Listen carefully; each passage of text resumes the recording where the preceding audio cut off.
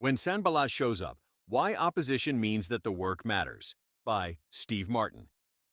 Every time God begins something beautiful, purposeful, and freeing, opposition isn't far behind. It was true in the days of Nehemiah, and it's true today.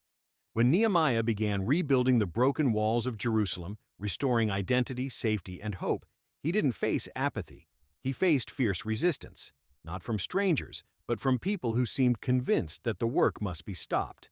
Sanballat and his companions mocked, misrepresented, accused, and harassed Nehemiah at every turn.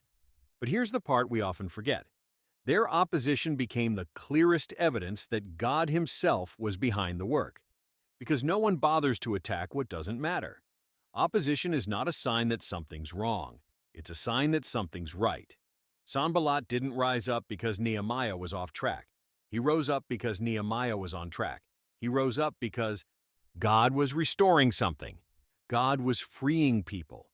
God was rebuilding places that religion and fear had destroyed. God was giving His people joy, safety, and identity again.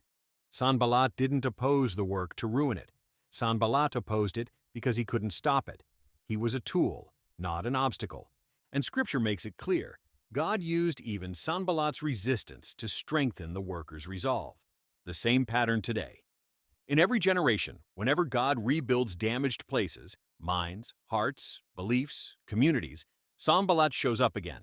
The names change, but the pattern remains.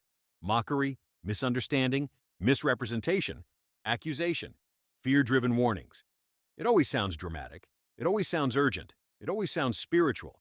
But underneath it all is the same old anxiety. If this message spreads, everything we built on fear will crumble. Fear always resists joy. Control always resists freedom. Guilt always resists grace.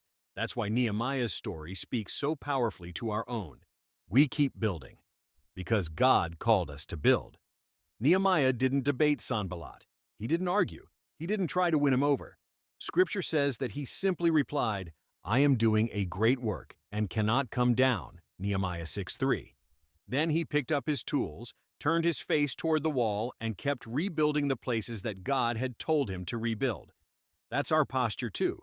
We keep building because God has entrusted us with a message of grace that frees, not frightens, joy that restores, not shames, love that expands, not collapses, truth that heals, not harms.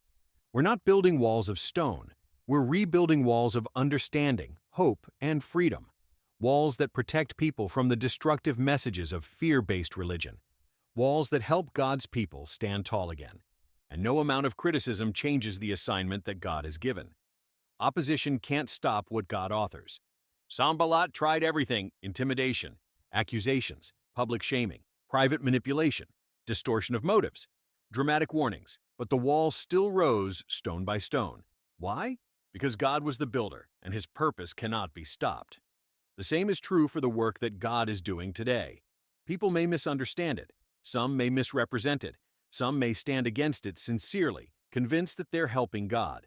But none of it can halt what God Himself has set in motion. He authored the work, He sustains the work, and He finishes the work. We move forward with joy, not fear.